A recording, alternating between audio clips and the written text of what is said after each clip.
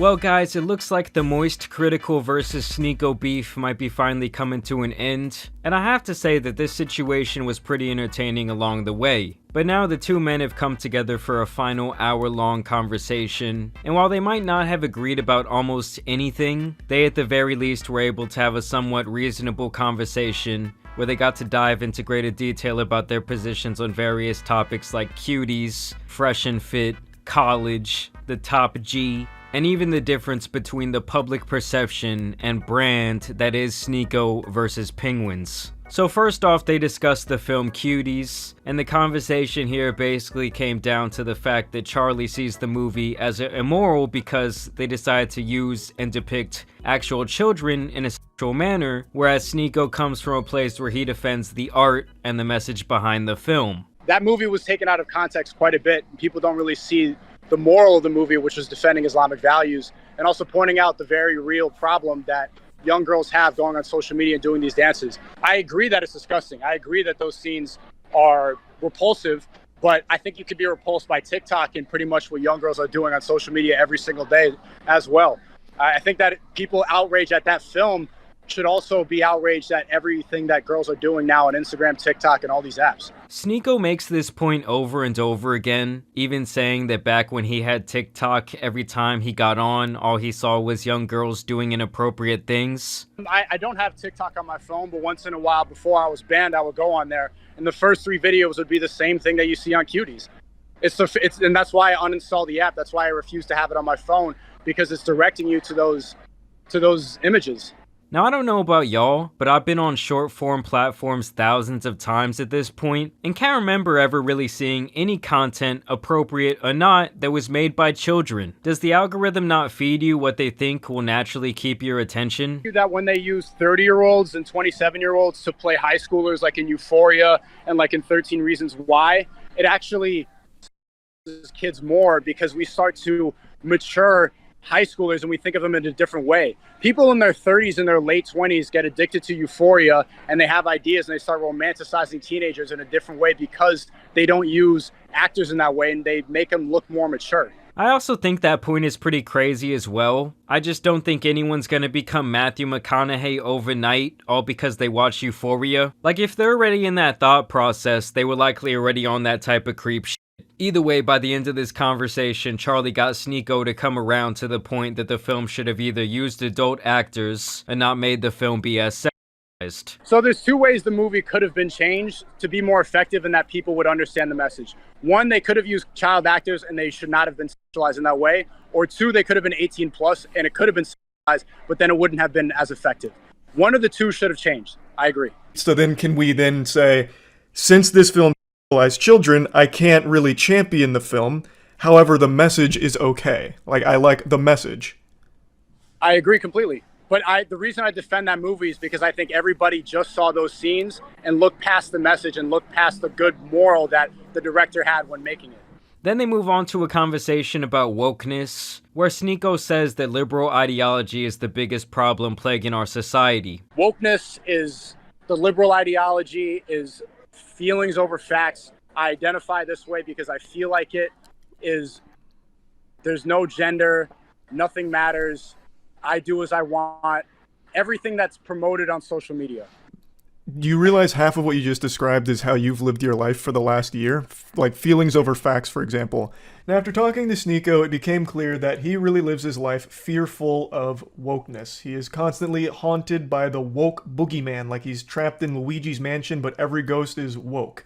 It's one of those things where every topic we started talking about always tied back to either cancellation or wokeness, which I think is pretty sad to be in that state of, I guess, unease, where he's always feeling as though woke is breathing down his neck. It's haunting his dreams like Freddy Krueger. Yeah, that's the grift that most people in these circles like to play, like they're constantly being canceled, when the reality of the situation is that whenever you and your content become super politically charged, you are naturally going to become polarizing, and the other side that feels just as passionate as you do about the opposite talking points will hate you to the point where they want to silence your thoughts because they're extremist in their mindset just like you. You definitely see this on both sides as they celebrate and champion when someone they don't like gets banned. And I feel like it really just comes with the political commentary territory. They then spend the next 20 minutes or so debating about Fresh and Fit, and the idea that SNEAKO feels like Charlie owes Froggy an apology because he made fun of one of his stupid-ass exaggerated stories. Because you don't correct your mistakes. You were wrong about Fresh and Fit, you were wrong about Andrew Tate, and you were wrong about the movie Cuties. Charlie then goes on to call out the hypocrisy of SNEAKO and the way he likes to victimize himself and always make it look like people are out to get him. Basically saying that he is the epitome of that meme where the person puts a stick in their own bicycle spoke and then wants to blame someone else when they fall off their bike. I've become a caricature on YouTube rather than somebody who has something to say. I've become a meme because I am banned. That's not victimizing, that's actively pointing out how strong censorship is and how people on mainstream platforms can run with the narrative when you're not there. The way you just justified it is a way many other people that you call playing the victim would also be able to justify things. The point is, when you are constantly whining and talking about how you're being attacked, it is still being victimized. I tried to point a mirror at him to point out that a lot of the things he criticizes others for is things that he actively does himself, and the one I focused on was victimization. Because the way he justifies, playing the victim is justification people have used in the past that he calls out. So yeah, getting this guy to see himself in the wrong or take a hint of accountability is almost like pulling teeth. And not only do these figures tend to defend themselves like this, but they will also defend anyone in their camp who all agree with the same talking points. It's the same reason these red pill guys champion this chick Pearl, who they would all roast endlessly if she wasn't overdosed on the red pill. It's disingenuous, and now we're having the debate, but you would rather DM and go and make this about drama. Oh, let me go and react and do more drama content rather than have a conversation. But I never did that. I'm glad you're doing it now. But you have to remember that I didn't start any of this. You reacted to me telling jokes about your friend and then had your audience tell me, and that went on for like 2 weeks. And so eventually I explained why I don't like you. And then when I did that, that was the only time I planned on talking about you. You went on stream with your gun to threaten me, and you kept it up for 3 months, adding me. I didn't do that to threaten you. That was a joke about clips. You actually think I was threatening you? I don't think you were actually coming after my life. It doesn't change the fact that for 3 months you continued to carry it on. I wasn't reacting to you. I wasn't even talking about you. So yeah, SNEAKO was somehow trying to once again twist himself into the victim when he's going on and on for months posting pictures and talking shit about Charlie, and then he wants to turn around and act like Charlie's the one that created this beef. Penguinz then goes on to call him a hypocrite once again, because SNEAKO calls him weak for not wanting to box, but then turns around and ducks Brandon Buckingham. SNEAKO's response to this is basically that Brandon does not have enough clout, and that this fight would basically be a waste of his time, even saying that Brandon is obsessed with him. I don't care about this person, and there's no benefit for me to take my first fight with this person. They then go on to have a debate about the whole guru/influencer lifestyle. SNEAKO's stance is that Charlie doesn't do enough to motivate his audience and build them up to be better people, and Charlie's stance is that just because SNEAKO flexes his money and wealth doesn't make him some sort of savior for men, and that he's basically stuck in a permanent grift because it validates the feelings of the people who gravitate towards his type of content. You going and flexing on your audience isn't showing them what's possible, it's showing what's possible when they're paying for your lifestyle. The advice you give, you thrive off them staying miserable, right? The second they get happy, the second they get money, the second I definitely don't. They will not be paying for your course anymore. If my audience does not get value from my content, they're going to leave. The reality is that streamers and content creators like you, the audience always grows up. They watch a little of the gaming content, then they grow up. They're not learning anything, and so they go to another content creator. They go to somebody else who's popular or trendy. You need to add value to the audience, or else they are going to grow out of it. And the value of most things is entertainment. What you used to do was humor. interlaced with your stuff. Now it's just preaching to the choir of people that already subscribe to your hive mind. They then get into a discussion of what Charlie truly stands for, and he basically says that he wants people to be happy, and that he wants people to at least be informed that being healthy will likely lead to a more positive life existence. This is when SNEAKO has the audacity to say that his course he sells for $50 a month is more valuable than a college education. Then they never talk about how college is a waste of time and that people go into $50,000 to $100,000 in debt from people who aren't vetted millionaires. If you could pay $50 and talk to a vetted millionaire who has made money online in a way that they don't teach in school, $50 is a steal.